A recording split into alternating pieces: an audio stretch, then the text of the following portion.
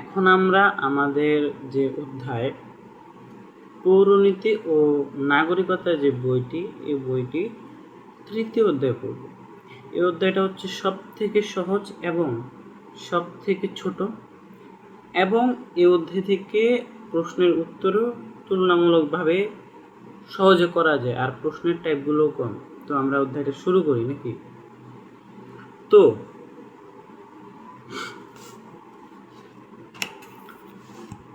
রাষ্ট্রের প্রতিটি নাগরিক যাতে সুখে শান্তিতে স্বাধীনভাবে বসবাস করতে পারে, রাষ্ট্র সেজন্য আইন প্রণয়ন করে। অর্থাৎ একটি রাষ্ট্রের সকল নাগরিকের জন্য সুখ ও শান্তিতে বসবাস করতে পারে, এই জন্যই কি রাষ্ট্র কি প্রণয়ন করে? আইন প্রণয়ন করে। আইন ছাড়া সমাজে সাম্য প্রতিষ্ঠা করা সম্ভব না। আইনের শাসনের মূল কথা হচ্ছে আইনের দৃষ্টিতে সকলেই সমান। রাষ্ট্রের নাগরিক হিসেবে আমাদের সকলের আইনের বৈশিষ্ট্য, প্রকারভেদ, উৎস, স্বাধীনতার স্বরূপ, প্রকারভেদ, সংরক্ষণের উপায় ইত্যাদি জানা প্রয়োজন। এখন আমাদের মনে রাখতে হবে অধ্যায়টা কি নিয়ে। অধ্যায়টা হচ্ছে আইন, স্বাধীনতা ও সাম্য নিয়ে। তার মানে আইন নিয়ে কথা বলা হবে এখানে, আমাদের সাম্য অর্থাৎ সমান অধিকার এবং স্বাধীনতা নিয়ে কথা হবে। এখন আমরা আইন নিয়ে একটু বলি। আইনের ইংরেজি হচ্ছে ল, আমরা জানি। সাধারণত আইন বলতে আমরা সুনির্দিষ্ট নিয়ম, নীতি, কানুনকে বুঝে থাকি, যা সকলের ক্ষেত্রে সমভাবে প্রযোজ্য। অর্থাৎ আমরা আইন বলতে কি বুঝি? আইন বলতে হচ্ছে সুনির্দিষ্ট একটা নিয়ম নীতি বুঝি, যেটা সকলের ক্ষেত্রে প্রযোজ্য। হ্যাঁ, শেষ। আচ্ছা, এখানে আইনের একটা সংজ্ঞা আছে, ঠিক আছে? এই সংজ্ঞাটা বলতে গেলে এই অধ্যায় থেকে কোশ্চেন আসবে। এটা 90% শিওরে এটা আসবে বলা যায়। তো কেন আসবে? এটা অ্যারিস্টটলের একটা কারণ। আরেকটা কারণ হচ্ছে এই অধ্যায়ে এই একটা সংজ্ঞাই আছে যেটা অ্যারিস্টটলের, আর এটা খুবই জনপ্রিয়। আমরা শুনি। অ্যারিস্টটল বলেন, সমাজের যুক্তিসিদ্ধ ইচ্ছার অভিব্যক্তি হচ্ছে আইন। আমি আবার রিপিট করছি, অ্যারিস্টটল বলেন সমাজের যুক্তিসিদ্ধ ইচ্ছার অভিব্যক্তি হচ্ছে আইন। অর্থাৎ সমাজের যে যুক্তিসিদ্ধ ইচ্ছা, এই ইচ্ছার অভিব্যক্তি হচ্ছে আইন। অধ্যাপক হোল্যান্ডের মতে, তার মানে আরেকজন বলছে, অধ্যাপক হোল্যান্ড আরেকজন, তো তার মতে আইন হচ্ছে সেই সাধারণ নিয়ম যা মানুষের আচরণকে নিয়ন্ত্রণ করে এবং সার্বভৌম কর্তৃক প্রয়োগ ও বলবৎ করা হয়। ঠিক আছে? আচ্ছা, আইনবিদ স্যামন্ড এর মতে আইন হলো ন্যায় প্রতিষ্ঠার রাষ্ট্র কর্তৃক স্বীকৃত ও প্রয়োগকৃত নীতিমালা। অর্থাৎ আইনবিদ স্যামন্ড এর মতে আইন হলো ন্যায় প্রতিষ্ঠার রাষ্ট্র কর্তৃক নিয়ম স্বীকৃত ও প্রয়োগকৃত যে নীতিমালাটা, সেটা। আইনের তো কিছু বৈশিষ্ট্য রয়েছে। আমরা যদি বৈশিষ্ট্যগুলো জানতে চাই, তাহলে আইনের বৈশিষ্ট্যের মধ্যে উল্লেখযোগ্য হলো 7টা বৈশিষ্ট্য। কয়টা বৈশিষ্ট্য? এই যে 7টা। কি কি? বিধিবদ্ধ নিয়মাবলী, বাহ্যিক আচরণের সাথে যুক্ত, রাষ্ট্রীয় অনুমোদন ও স্বীকৃত, ব্যক্তি স্বাধীনতার রক্ষক, সার্বজনীন, সুস্পষ্ট, পরিবর্তনশীল। এখন আমরা প্রশ্ন করতে পারি যে এই 7টা কি ব্যাখ্যা করতে হবে। তো আমরা জানি হচ্ছে প্রথমটা হচ্ছে বিধিবদ্ধ নিয়মাবলী, অর্থাৎ আইন কতগুলো প্রথা, রীতিনীতি ও নিয়ম কানুনের সমষ্টি। অর্থাৎ বিধিবদ্ধ বা বলতে পারি বিধিবদ্ধ নিয়মাবলী। বিধি অর্থাৎ আমরা জানি, অর্থাৎ আমরা স্রষ্টা বলি আল্লাহ তাআলা, অবশ্যই। তো এই যে কোনো ধর্মিক এই যে কত কিছু আইন রয়েছে বা প্রথা রয়েছে, রীতিনীতি রয়েছে এবং নিয়ম কানুনের যে সমষ্টি, এটাকে আমরা বলি বিধিবদ্ধ নিয়মাবলী। 1 নাম্বার। 2 নাম্বার হচ্ছে বাহ্যিক আচরণের সাথে সম্পর্কযুক্ত। অবশ্যই আইন আমাদের বাহ্যিক আচরণকে কি করে? নিয়ন্ত্রণ করে। আইন মানুষের বাহ্যিক আচরণ ও কর্মকাণ্ড নিয়ন্ত্রণ করে। যেমন আইন বিরোধী কোনো কাজের জন্য শাস্তি পেতে হয়, শাস্তির ভয়ে মানুষ অপরাধ থেকে বিরত থাকে, অবশ্যই। 3 নাম্বার হলো রাষ্ট্রীয় অনুমোদিত ও স্বীকৃত, অর্থাৎ কি সমাজের যেসব নিয়ম রাষ্ট্র অনুমোদন করে সেগুলো আইনে পরিণত হয়। অর্থাৎ আমরা কি জানলাম, আইন কি বা কখন আইন পরিণত হয়? সমাজের যেসব নিয়ম রাষ্ট্র কর্তৃক অনুমোদিত হয় সেগুলোকে আইন বলা হয়। আচ্ছা, অন্য কথায় আইনের পিছনে রাষ্ট্রীয় কর্তৃত্ব থাকে। রাষ্ট্রীয় অনুমোদন ও স্বীকৃতি ব্যতিরেকে কোনো বিধিবিধান আইনে পরিণত হয় না, যেটা আমরা একটু আগে বললাম। আইন হচ্ছে স্বাধীনতা, ব্যক্তি স্বাধীনতার রক্ষক। তাহলে আইন কি? ব্যক্তি স্বাধীনতার রক্ষক। আইন ব্যক্তি স্বাধীনতার রক্ষক হিসেবে কাজ করে। এই আইনকে ব্যক্তি স্বাধীনতার ভিত্তি বলে। অর্থাৎ তাহলে ব্যক্তি স্বাধীনতার রক্ষককে কি বলা হয়? আইনকে ব্যক্তি স্বাধীনতার ভিত্তিও বলা হয়। সার্বজনীন আইন সার্বজনীন, অবশ্যই সকলের জন্য সকল আইনের দৃষ্টি সমান, জাতি বর্ণ ধর্ম গোত্র নির্বিশেষে সকলেই একই, সবার জন্য আইন সমানভাবে প্রযোজ্য। সুস্পষ্ট আইন, আইন অবশ্যই সুস্পষ্ট হতে হবে, অন্যথায় নিরাপদ রাধি ক্ষতির সম্মুখীন হয়ে যেতে পারে। অর্থাৎ আইন যদি সুস্পষ্ট হয় না, তাহলে নিরপরাধী যারা রয়েছে তারা হচ্ছে শাস্তির মুখে বা ক্ষতির সম্মুখে আসতে পারে। পরিবর্তনশীল আইনকে দেশ কাল ও সময় ভেদে পরিবর্তনশীল হতে হয়। কারণ একটা দেশ সে তার মতো একটা আইন প্রণয়ন করবে, একটা রাষ্ট্র তার মতো, একটা অন্য দেশ তার মতো। দেশে আবার সরকার বদল হলে সেটা আলাদা, আবার সময় অনুযায়ী আলাদা, তারপরে হচ্ছে কাল ভেদে আলাদা। তো এই জন্যেই পরিবর্তনশীল আইন দেশ কাল সময় ভেদে পরিবর্তনশীল। এখন আমরা যদি আইনের প্রকারভেদ সম্পর্কে একটু জানতে চাই, তাহলে আইনের প্রকারভেদ হচ্ছে, আইন মূলত হচ্ছে দুই প্রকার। আইন কি? দুই প্রকার। আচ্ছা, এটা কে বলেছেন আইন দুই প্রকার? অধ্যাপক হোল্যান্ড আইনকে প্রধান দুই ভাগে ভাগ করেন। তাহলে কি? অধ্যাপক হোল্যান্ড। কি কি? ব্যক্তিগত আইন, সরকারি আইন। ব্যক্তিগত আইন, সরকারি আইন। আবার মার্কিন সমাজবিজ্ঞানী আর.এম. ম্যাকিভারের মতে আইন দুই প্রকার। তাহলে আমরা এতক্ষণ কি জানতাম? যে অধ্যাপক হোল্যান্ডের মতেও আইন দুই প্রকার, অধ্যাপক আর.এম. ম্যাকিভারের মতেও আইন দুই প্রকার। কিন্তু হোল্যান্ডেরগুলো হচ্ছে ব্যক্তিগত আইন, সরকারি আইন। আর আর.এম. ম্যাকিভারের মতে হচ্ছে জাতীয় আইন, আন্তর্জাতিক আইন। ঠিক আছে? জাতীয় আইনকে তিনি আবার দুই ভাগে ভাগ করেছেন। কে? সমাজবিজ্ঞানী অধ্যাপক আর.এম. ম্যাকিভার যে জাতীয় আইন সেটাকে দুই ভাগে ভাগ করেছেন। একটা হচ্ছে সাংবিধানিক আইন আর একটা হচ্ছে সাধারণ আইন। এখন এগুলো তো তাদেরটা শুনলাম। এখন আমরা মূল যেটা বলবো সেটা হচ্ছে আইন কয় প্রকার? আইন হচ্ছে 6 প্রকার। আইন কয় প্রকার? 6 প্রকার। কি কি?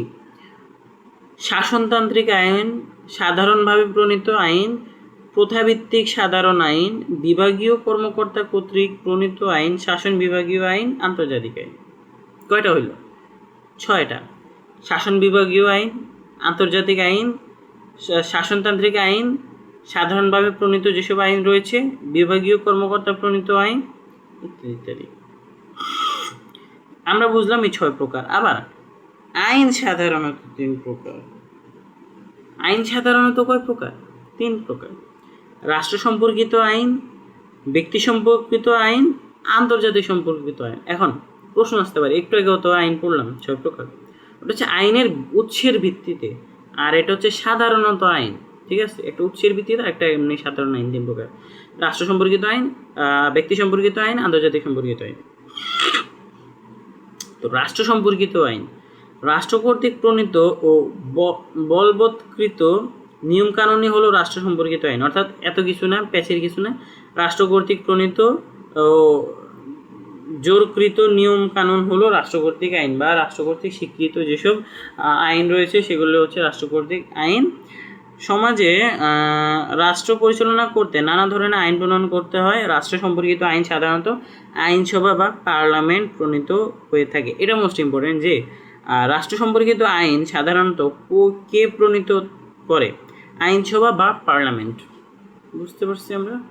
এরপর হচ্ছে ফৌজদারি আইন। আচ্ছা, রাষ্ট্র সম্পর্কিত আইন আবার বিভিন্ন রূপ রয়েছে, তার মধ্যে একটা ফৌজদারি আইন। আইন সাধারণত ফৌজদারি আইন না, আরও আইন আছে এখানে। প্রশাসনিক আইন আছে, ব্যক্তি সম্পর্কিত আইন আছে, আন্তর্জাতিক আইন আছে। ফৌজদারি আইনটা কি? রাষ্ট্রের বিচার বিভাগের কাজ পরিচালনার জন্য এ ধরনের আইন প্রণয়ন করা হয়। সমাজে আইন শৃঙ্খলা রক্ষা, শান্তি বজায় রাখা এবং অধিকার নিশ্চিত করা এবং দণ্ড দেওয়ার জন্য ফৌজদারি আইন প্রণয়ন করা হয়। অর্থাৎ এক কথায় সমাজে শান্তির জন্য হচ্ছে ফৌজদারি আইনটা করা হয়, তৈরি করা হয়। এখন আমরা প্রশাসনিক আইনে আসি। প্রশাসনিক আইনের মাধ্যমে রাষ্ট্রীয় প্রতিষ্ঠান পরিচালনা এবং এসব প্রতিষ্ঠানের মাধ্যমে জনসেবা নিশ্চিত করা হয় এবং সংশ্লিষ্ট ব্যক্তিবর্গের কর্মকাণ্ড নিয়ন্ত্রণ করা হয়। বুঝছি। এই আইন রাষ্ট্রীয়ভাবে ব্যক্তিগত সম্পর্কিত আইন। এই আইন রাষ্ট্রীয়ভাবে প্রণীত না হলেও সামাজিকভাবে স্বীকৃত। ব্যক্তির সাথে ব্যক্তির সম্পর্ক রক্ষা, সামাজিক শৃঙ্খলা বজায় রাখা।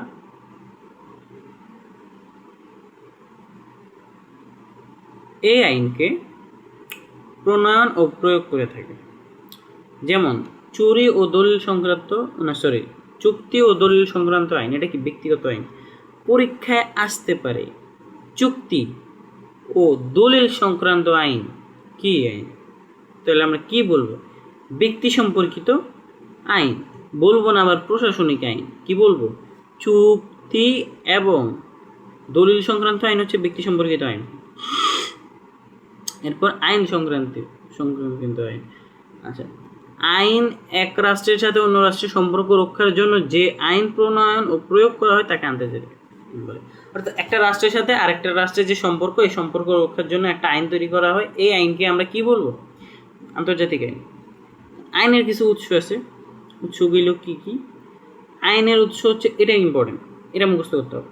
আইনের উৎসগুলো হচ্ছে কয়টা? 6টা। প্রথা, ধর্ম, আইনবিদদের গ্রন্থ, বিচারকের রায়, ন্যায়বোধ, আইনসভা। আবারও বলছি, প্রথা, ধর্ম, বিচারকের আইন, তারপরে হচ্ছে বিচারক আইনবিদের গ্রন্থ, ন্যায়বোধ, আইনসভা। আবার বলছি, আইনসভা, ন্যায়বোধ, বিচারকের রায়, তারপরে বিচারপতির বিভিন্ন গ্রন্থ, প্রথা, ধর্ম। কয়টা হলো? 6টা হয়েছে। প্রথা, ধর্ম, বিচারপতির হচ্ছে গ্রন্থ বলা যায়, তারপরে বিচারকের রায়, তারপরে হচ্ছে ন্যায়বোধ, আইনসভা, এগুলো।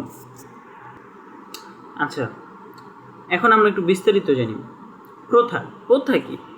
আমরা প্রথা জানি অবশ্য, তবু যদি আমি বলতে চাই যে দীর্ঘকাল যাবৎ কোনো নিয়ম সমাজে চলতে থাকলে তাকে প্রথা বলে। তো দীর্ঘকাল ধরে এই প্রথাটা বা এই নিয়মটা চলে আসছে, এই জন্য আমরা এটাকে প্রথা বলবো। রাষ্ট্র সৃষ্টির প্রথার মাধ্যমে মানুষের আচরণ নিয়ন্ত্রণ হতো। তাহলে রাষ্ট্র সৃষ্টির পূর্বে প্রথার মাধ্যমে মানুষের কি নিয়ন্ত্রণ হতো? আচরণ। রাষ্ট্র সৃষ্টির পর যেসব প্রথা রাষ্ট্র কর্তৃক অনুমোদন লাভ করে সেগুলোকে কি বলা হয়? আইন বলা হয়। যুক্তরাজ্যের অনেক আইন প্রথার ভিত্তির উপর সৃষ্টি করা হয়েছে। মোস্ট ইম্পর্টেন্ট, কোন দেশ প্রথার ভিত্তিতে অনেক আইন তৈরি করেছে? যুক্তরাষ্ট্র, নট যুক্তরাজ্য। ইয়েস, যুক্তরাজ্য, একটু পেঁচাইলাম আর কি। দ্য রাইট অ্যান্সার ইজ যুক্তরাজ্য। এই যে রাজা অর্থাৎ প্রথা, এই আইন অনেক যুক্তরাজ্যের অনেক আইন প্রথার উপর ভিত্তি করে হয়েছে। ধর্ম, অনেক অভাব নেই। ধর্মীয় অনুশাসন ও ধর্মগ্রন্থ আইনের অন্যতম উৎস।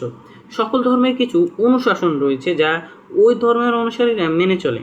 এসব অনুশাসন সমাজ জীবনকে সুন্দর ও সুশৃঙ্খল পরিচালিত করতে সহায়তা করে। ফলে এসব ধর্মীয় অনুশাসনের অনেক কিছুই পরিবর্তনকালে রাষ্ট্রের স্বীকৃতি লাভের মাধ্যমে আইনে পরিণত হয়। যেমন মুসলিম আইন, হিন্দু আইন প্রভৃতি। আমাদের দেশে পারিবারিক ও সম্পত্তি আইনের অনেকগুলো উপরে 2টি ধর্ম থেকে এসেছে। আচ্ছা, আইনবিদদের গ্রন্থ, একটু আগে বলেছিলাম যে বিচারক বা আইনবিদদের যে গ্রন্থ। আচ্ছা, আমরা যখন গল্প উপন্যাস কিংবা খবরের কাগজ পড়ি তখন শব্দের অর্থ বুঝতে সমস্যা হলেও বিধান ও বিশ্বকোষের সাহায্য নেই। ঠিক তেমনি বিচারকগণ যখন মামলায় বিশারদদের বিজ্ঞানসম্মত গ্রন্থের সাহায্য নিয়ে এসব আইন ব্যাখ্যা করেন, যা পরবর্তীকালে আইনে পরিণত হয়। যেমন অধ্যাপক A.V. ডাইসির the law of the constitution, William ব্ল্যাকস্টোনের commentaries on the laws of England. বারবার করে একটা কথা বলতেছি, এই দুইটা থেকে একটা এমসিকিউ আসবে, এই অধ্যায় থেকে আসবো কেন বলছো? এরকমগুলোই বেশিরভাগ আসে, অভিজ্ঞতা থেকে বলছি। অধ্যাপক এ বি ডাইসির মতে কোনটা আর উইলিয়াম ব্ল্যাকস্টোনের মতে কোনটা? অধ্যাপক এ ডি ডাইসির মধ্যে হচ্ছে the law of the constriction, আবার বলছি the law of the constitution, এবং উইলিয়াম ব্ল্যাকস্টোনের মতো হচ্ছে commentaries on the laws of England. তাহলে কি উইলিয়াম ব্ল্যাকস্টোন হচ্ছে commentaries of the law of England, আর হচ্ছে অধ্যাপক এ বি ডাইসি হচ্ছে দ্য ল অফ কনস্টিটিউশন। বিচারকের রায়, আদালতে উপস্থাপিত মামলার বিচার করার জন্য প্রচলিত আইন অস্পষ্ট হলে বিচারকগণ তাদের প্রজ্ঞা ও বিচার বুদ্ধির উপর ভিত্তি করে এই আইনের ব্যাখ্যা দেন এবং উক্ত মামলার রায় দেন। পরবর্তীকালে বিচারকগণ যেসব রায় অনুসরণ করে বিচার করেন, এভাবে বিচারকের রায় পরবর্তীকালে পরিণত হয় আইনে। সুতরাং বলা যায় বিচারকের রায় আইনের গুরুত্বপূর্ণ উৎস। ন্যায়বোধ, আদালতে এমন অনেক মামলা উপস্থাপিত হয় যা সাধারণের জন্য অনেক সময় কোনো আইন বিদ্যমান থাকে না। সেই অবস্থায় বিচারকগণ তাদের ন্যায়বোধ বা বিবেক দ্বারা উক্ত মামলার বিচার কার্য সম্পাদন করেন এবং পরবর্তী সময়ে এটি আইনে পরিণত করেন। সর্বশেষ আইনসভা। আধুনিককালে আইনের প্রধান উৎস হচ্ছে আইনসভা। তার মানে যদি প্রশ্ন আসে আধুনিককালে আইনের প্রধান উৎস কোনটা, আইনসভা। জনমতের সাথে সঙ্গতি রেখে বিভিন্ন দেশের আইনসভা নতুন প্রণয়ন করা এবং পুরাতন আইন সংশোধন করা যুগোপযোগী করে তোলে। নাগরিক আইনের শাসন। নাগরিক আইনের শাসন খুবই সহজ। আইন শাসনের অর্থ হচ্ছে কেউ আইনের ঊর্ধ্বে নয়, সবাই আইনের অধীন। ঊর্ধ্বে নয়, সবাই আইনের অধীন, মধ্যে। অন্যথায় আইনের চোখে সবাই সমান। আইনের দৃষ্টিতে সকল নাগরিকের সমান অধিকার প্রাপ্তির সুযোগকে আইনের শাসন বলে। তাহলে যদি পরীক্ষা আসে আইনের শাসন কাকে বলে, তাহলে আমরা কি বলবো? তাহলে আমরা বলবো আইনের দৃষ্টিতে সকল নাগরিকের সমান অধিকার প্রাপ্তির সুযোগকে আইনের শাসন বলে। সবার উপরে আইনের অর্থ আইনের প্রাধান্য। আইনের দৃষ্টিতে সকলে সমান, এর জাতি, ধর্ম, বর্ণ, লিঙ্গ, পেশা নির্বিশেষে সমান আশ্রয় লাভ করা সবার জন্য কাম্য। এর ফলে ধনী, দরিদ্র, দুর্বল সকলে সমান অধিকার লাভ করে। আইনের শাসনের প্রাধান্য থাকলে সরকার ক্ষমতার অপব্যবহার থেকে বিরত থাকবে এবং জনগণ আইনের বিধান মেনে চলবে। এরপর যদি বলতেছে আইন শাসনের, তবুও আমরা পয়েন্টগুলো আবার একটু রিভিশন দিয়ে ফেলি। তাহলে আইনের উৎস কি কি? আইনের উৎস কি কি? প্রথা, ধর্ম, তারপরে হচ্ছে বিচারকের গ্রন্থ, বিচারকের রায়, তারপরে হচ্ছে ন্যায়বোধ, আইনসভা। এর মধ্যে থেকে ন্যায়বোধ শুধু আমাদের নিচ থেকে আসে, আইনসভা তো আইনে সবার কাজ করে। তাহলে আমি আবারও রিপিট করছি, যেহেতু এটা টাইপ 1, টাইপ 1 মানে এটা থেকে সৃজনশীল আসবে। প্রথা, ধর্ম, তারপরে হচ্ছে আইনবিদের গ্রন্থ, বিচারকের রায়, তারপরে হচ্ছে কি বলা যায় ন্যায়বোধ, তারপরে হচ্ছে প্রশাসনিক আইনসভা। শেষ 6টা। এখন আইনের উৎস তো শেষ, তো আইনে যে শাসন সেটাও আমরা বলেছি। তো আইনের দৃষ্টিতে সকলে সমান, হ্যাঁ বলেছি।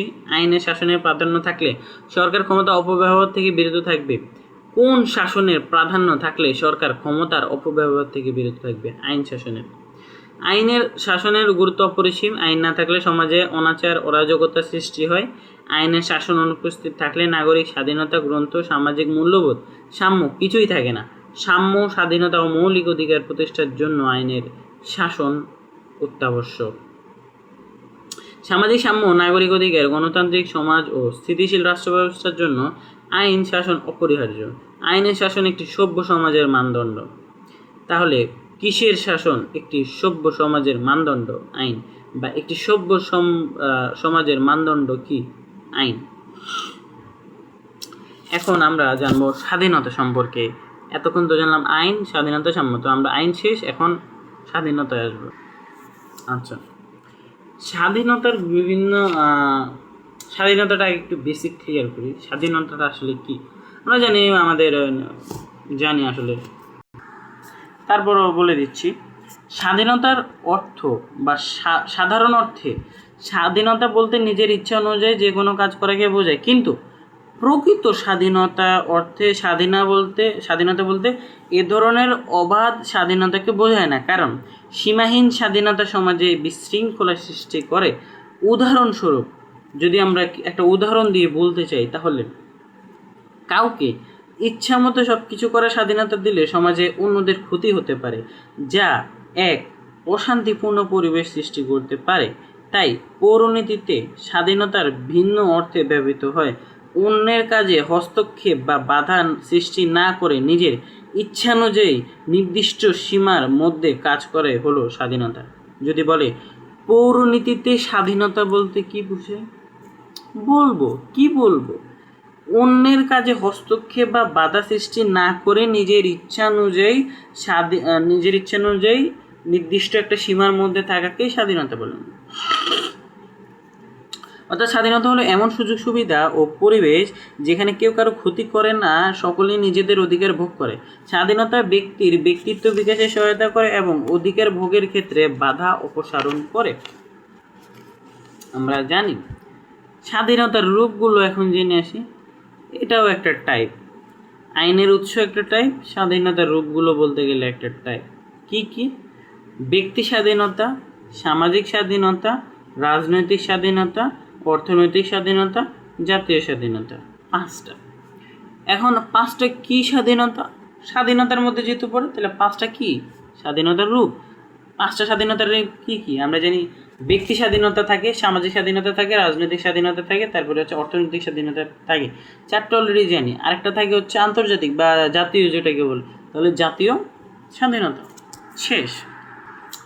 ব্যক্তি স্বাধীনতা বলতে কি বোঝায়, যদি একটু উদাহরণ দিয়ে বলি তাহলে বুঝতে সুবিধা হবে। ব্যক্তি স্বাধীনতা বলতে আমরা যে ধর্মচর্চা করি, পারিবারিক যে আমরা গোপনীয়তা রক্ষা করি, এটা হচ্ছে আমাদের ব্যক্তি স্বাধীনতা। সামাজিক স্বাধীনতা কি? সামাজিক স্বাধীনতা বলতে হচ্ছে আমাদের জীবন রক্ষা করব, এটা সামাজিক স্বাধীনতা। সম্পত্তি ভোগ করব, এটা সমাজের একটা জায়গা, ভোগ করব এটা। তারপরে হচ্ছে বৈধ পেশা। সামাজিক স্বাধীনতার মধ্যে জীবন রক্ষা, বৈধ পেশা, সম্পত্তি ভোগ, এটা অনেক গুরুত্বপূর্ণ। রাজনৈতিক স্বাধীনতা আর আমাদের বলা লাগবে না, তবুও যদি বলি ভোটদান, নির্বাচিত হওয়া, বিদেশে অবস্থানকালীন নিরাপত্তা লাভ, এটাই বেশি পায় মানুষ। আচ্ছা, অর্থনৈতিক স্বাধীনতা, পেশা গ্রহণ করবে, অর্থনৈতিক স্বাধীনতা। তারপরে উপযুক্ত পারিশ্রমিক পাবে, এটা হচ্ছে অর্থনৈতিক স্বাধীনতা। আইন ও স্বাধীনতার সম্পর্ক নিয়ে রাষ্ট্রবিজ্ঞানীদের মতবিরোধ থাকলেও তাদের অনেকেই বলেন আইন ও স্বাধীনতার সম্পর্ক ঘনিষ্ঠ। আবার তাদের কেউ বলেন আইন ও স্বাধীনতার পরস্পর বিরোধী। প্রকৃতপক্ষে আইন ও স্বাধীনতার সম্পর্ক বিরোধী নয়, বরং ঘনিষ্ঠ। এ সম্পর্কে আলোচনা করা হলো। অর্থাৎ কি, আইন ও স্বাধীনতার যে একটা সম্পর্কটা কি নিবিড় সম্পর্ক, গভীর। তো এটার জন্য আমরা কয়েকটা পয়েন্ট পড়লে বুঝতে পারবো। যেমন আইন হচ্ছে স্বাধীনতার রক্ষক, আইন আবার স্বাধীনতার অভিভাবক। আইন স্বাধীনতার একটা শর্ত, আবার আইন কি স্বাধীনতাকে সম্প্রসারিত করে। বুঝিয়ে দিচ্ছি। আইন স্বাধীনতার রক্ষক যেটা বলছি সেটা আমরা জানি। আইন স্বাধীনতার রক্ষক হিসেবে কাজ করে। যেমন আমাদের বাঁচার স্বাধীনতা রয়েছে, আইন আছে বলে আমরা সকলেই বাঁচার স্বাধীনতা ভোগ করি। জন লোক যথার্থই বলেছেন, যেখানে আইন থাকে না সেখানে স্বাধীনতা থাকতে পারে না। এটা কে বলেছেন? জন লোক। যেখানে আইন থাকতে পারে না সেখানে স্বাধীনতা থাকতে পারে না। কে বলেছেন? জন লোক। আইন স্বাধীনতার অভিভাবক। ঠিক, আইন স্বাধীনতার অভিভাবক হিসেবে কাজ করে। আইন স্বাধীনতার কি হিসেবে কাজ করে? অভিভাবক হিসেবে কাজ করে। পিতা মাতা যেমন অভিভাবক হিসেবে সন্তানদের সকল বিপদ আপদ থেকে রক্ষা করে, নিরাপদে রাখেন, ঠিক তেমনি আইন সর্বপ্রকার বিরোধী শক্তিকে প্রতিহত করে স্বাধীনতাকে রক্ষা করেন। আচ্ছা, আইনের নিয়ন্ত্রণ আছে বলে সবাই স্বাধীনতা ভোগ করতে পারে। উইলবির মতে আইনের নিয়ন্ত্রণ আছে বিধায় স্বাধীনতা রক্ষা পায়, বলা যায়। উইলবি ভালো কথা বলছে। আইন স্বাধীনতাকে সম্প্রসারিত করে। অর্থাৎ আইন নাগরিকের স্বাধীনতা সম্প্রসারিত করা, সুন্দর, শান্তিময়, সুষ্ঠু জীবনযাপনের জন্য যা প্রয়োজন তা আইনের দ্বারা সৃষ্টি হতে পারে। এসব কাজ করতে গিয়ে যদিও আইন স্বাধীনভাবে স্বাধীনতাকে নিয়ন্ত্রণ করে, কিন্তু বাস্তবে স্বাধীনতা হচ্ছে কি তাতে সম্প্রসারিত হয়। সুতরাং বলা যায় আইন ও স্বাধীনতার সম্পর্ক অত্যন্ত ঘনিষ্ঠ, তবে সকল আইন স্বাধীনতাকে সংরক্ষণ করে না। যেমন জার্মানি হিটলারের আইন কথা উল্লেখ করা যায়, কারণ তার আইন মতবাদ বিরোধী ছিল, তবে সে আইন জনগণের উপর প্রতিষ্ঠিত। সে আইন স্বাধীনতার রক্ষক, অভিভাবক, শর্ত ও ভিত্তি। Hitler the great. সাম্য, এতক্ষণ আমরা কি জানলাম? অধ্যায়টা কি? আইন, স্বাধীনতা, সাম্য। আইন পড়ছি, স্বাধীনতা পড়ছি, সাম্যটা পড়ি। মানুষের বিভিন্ন মুখে বিভিন্ন যে কথা, যেমন সাম্য অর্থ সমান। অতএব শব্দগত অর্থে সাম্য বলতে কি বোঝায়? সাম্য বলতে সমাজে সবার মান মর্যাদাকে বোঝায়, কিন্তু সমাজে সবাই কি সমান নয়, সবাই সমান যোগ্যতা নিয়ে জন্মগ্রহণ করে না। অর্থ সাম্য বলতে এমন এক সামাজিক পরিবেশকে বোঝায় যেখানে জাতি, ধর্ম, বর্ণ নির্বিশেষে যোগ্যতা অনুযায়ী সমান সুযোগ সুবিধা লাভ করে, যেখানে কারোর জন্য কোনো বিশেষ সুযোগ সুবিধা নাই এবং সে সুযোগ সুবিধা ব্যবহার করে সকলেই নিজ নিজ দক্ষতা গড়ে উঠতে পারে। বুঝছি? বিভিন্ন সাম্যের রূপ জানি আমরা। বিভিন্ন সাম্যের রূপ। নাগরিক জীবনে সুযোগ সুবিধার জন্য সাম্যকে বিভিন্ন ভাগে ভাগ করা যায়।